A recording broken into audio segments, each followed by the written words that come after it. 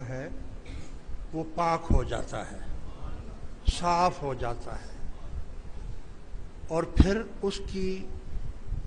حفاظت کا بھی اللہ تعالیٰ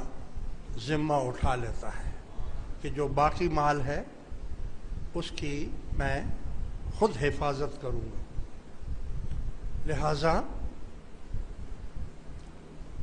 اپنے مالوں میں سے زکوٰۃ ادا کر دو۔ زکوٰۃ کا اصل مسئلہ اتنا بہترین سسٹم جو اسلام نے رکھا ہے کسی اور مذہب میں آپ کو نہیں ملے گا۔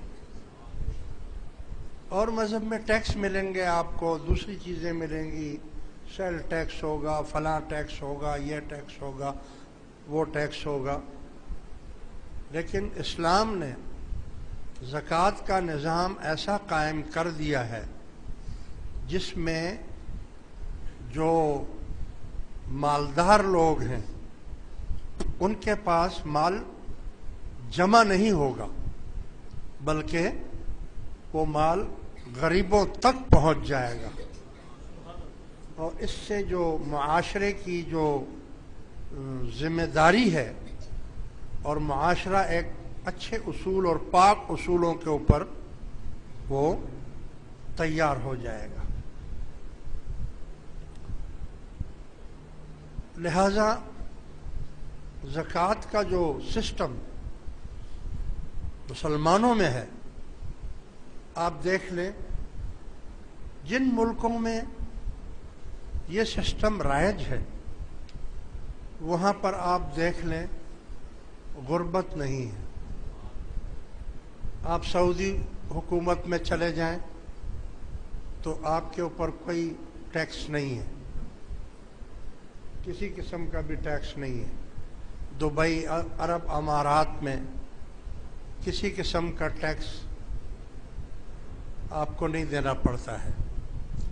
حالانکہ وہ اتنے امیر ہو گئے ہیں، اب اتنے مالدار ہو گئے ہیں کہ اب وہ زکوٰۃ بھی نہیں لے رہے ہیں، حالانکہ زکوٰۃ کا سسٹم جو ہے وہ ریاست کو چلانے کے لیے ہے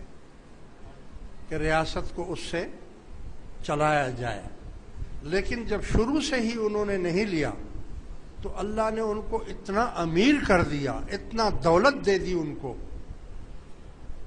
کہ اب وہ قوم سے زکوٰۃ بھی وصول نہیں کرتے، بلکہ ان کی جو قوم ہے، مسلمان ہے، وہ اس پیسے کو، زکوٰۃ کو نکال کر ڈھونڈتے رہتے ہیں کہ غریب کہاں ملیں گے کہ ہم ان تک یہ